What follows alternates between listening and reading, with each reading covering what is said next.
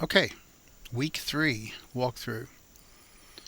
We'll be over halfway done with the course, and I think you'll be pleased with next week's assignments.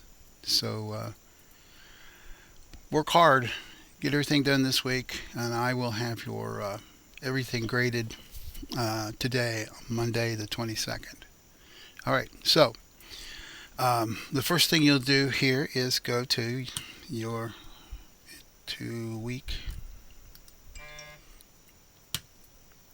3 here. Just click on that, and we have the normal things here. We got reading assignments, and here's some resources that I've added. Here's the writing assignment, which is to write an analysis essay, and these are the parameters for the paper. In other words, this is what I expect. The assignment number 2 and 3 are repeat from last week, same sort of thing. And then down at the bottom there's an analysis paper. It's actually a draft of an analysis paper I wrote in the spring semester, but it's still useful. You can see how I did mine. Okay, so again, the general background reading here is extremely important. You really need to read these attached files. And down here it says read second resources for analysis, the item below. All right, here's the deal. I found analysis to be one of the hardest things for students to do. They either write a summary or they write a critique, but they don't write an analysis. So what I've done is I've created a very simple way for you to get into analysis, and it is analyzing a political cartoon. So there are lots of ways to do that.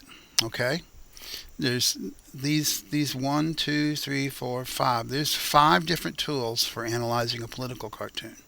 You can choose any one of them, any one of these analytical tools, but make sure you're consistent and use it.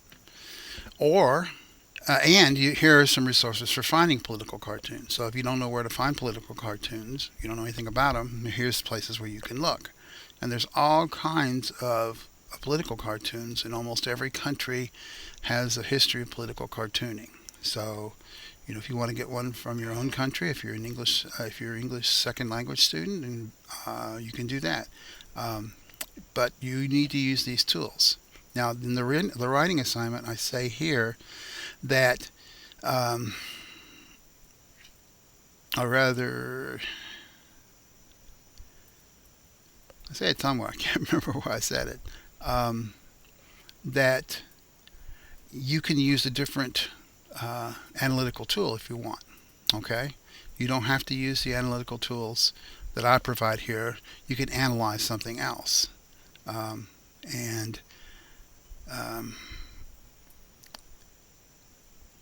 don't care what it is, except they want you to write something that's in your own discipline or major.